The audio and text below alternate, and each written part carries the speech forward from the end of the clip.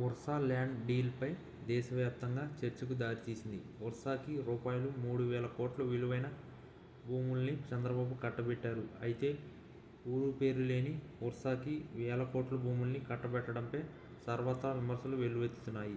ఈ నేపథ్యంలో office track record లేని వర్సాకి భూ కేటాయింపులపై ప్రముఖ సుప్రీంకోర్టు న్యాయవాది ప్రశాంత్ భూషణ్ ఎక్స్ వేదికగా స్పందించారు.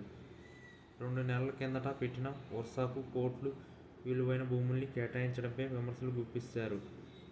ఆఫీసు లేదు, ట్రాక్ రికార్డు లేదు. 2 నెలల కిందట పెట్టిన వర్సాతో ఆంధ్రప్రదేశ్ ప్రభుత్వం కోట్ల రూపాయల ఒప్పందం ఎలా కుదుర్చుకుంది? వావ్ చంద్రబాబు ప్రభుత్వం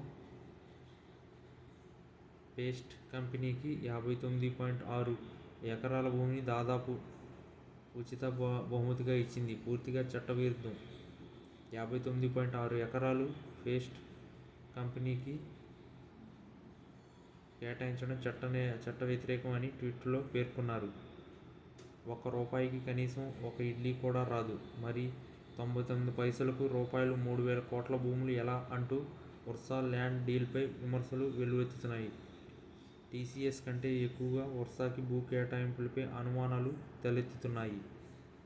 అయినా సరే వర్సా ల్యాండ్ డీల్పై ఇప్పటి వరకు సీఎం చంద్రబాబు, మంత్రి లోకేష్ నోరు మెదపకపోవడం గమనార్హం. వర్సా డైరెక్టర్ అబ్బూరి సతీష్తో టీడీపీ ఎంపీ కేశినేని చిన్నికి భాగస్వామ్యం ఉంది. కేశినేని చిన్ని, అబ్బూరి సతీష్ బంధం బయటపడడంతో వర్సా ల్యాండ్ డీల్పై గల్లీ నుంచి ఢిల్లీ వరకు చర్చనీయాంశంగా మారింది.